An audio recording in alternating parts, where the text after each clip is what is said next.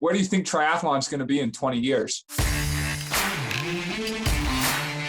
I think it could be pretty big. Like, I think it hopefully be shown on like TVs. They'll make it good, you know, so you can watch it like on Eurosport. Like basically, I'd like to see it where cycling is now, you know, where I don't know what channels you guys have in the States, but over here, like Eurosport, they show all the races. The results from the big races are on the news and stuff, you know, like the Tour de France. To get there, they just need to make it entertaining when you watch it, like show the data, decent commentary, more TV cameras.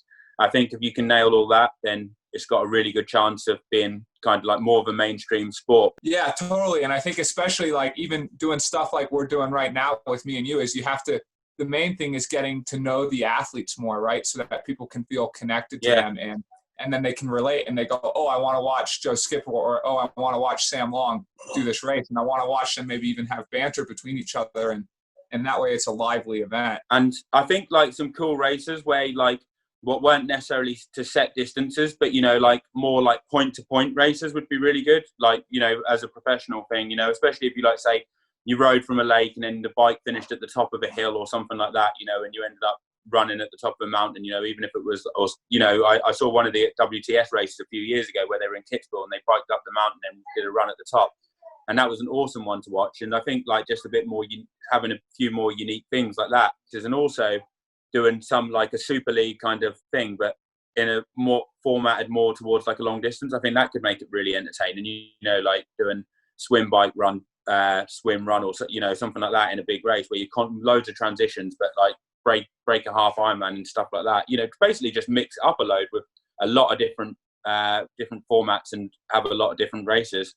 Yeah, definitely. I mean, I can't tell you, man, how many courses I've created in my mind and at training venues where I'm like, it would be sweet to swim like from this point to this point in this lake or in this river and then get out and ride whatever it is. Maybe it's 50, maybe it's 120 miles to the next spot and then do, you know, kind of the same thing and finish the run up a mountain or something and make it kind of this epic day that you can really sort of watch the progress and actually get to a specific location. I think races like for me, Norseman, Alpe d'Huez, Escape from Alcatraz all seem really cool, but it's just a shame they're not bigger than what they are. You know, decent prize money, really strong, like pro fields. Like it would be awesome to do races, like some races like that, but where there's decent prize money up for grabs, or, you know, a decent field that turns up, you know, because at the moment I look at some of them races and I think, yeah, they'd be cool to do, you know, when you're not taking it so serious, but it would be great to like actually have really good prize money at some of them races with decent TV coverage and everything. And you could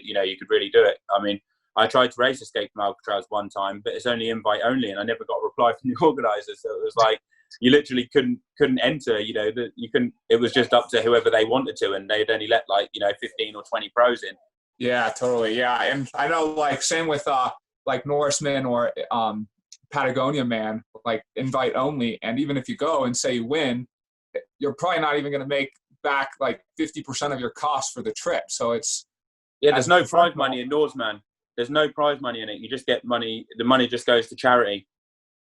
Oh, yeah. So like, and your sponsors would maybe pay you, but still it would be hard to even cover the expenses. Yeah, exactly. Like it's just, you just can't justify doing it when it's in the middle of the season, can you? You know, when you've got other Ironman races and stuff like that, which is a real shame. You know, it kind of just puts it to the back burner really. And you think, well, when I'm kind of winding down, I'll give it a go. But like, it's really hard to fit it in when you're actually training like and doing big Ironman races where you make your living from, isn't it? Yeah, totally.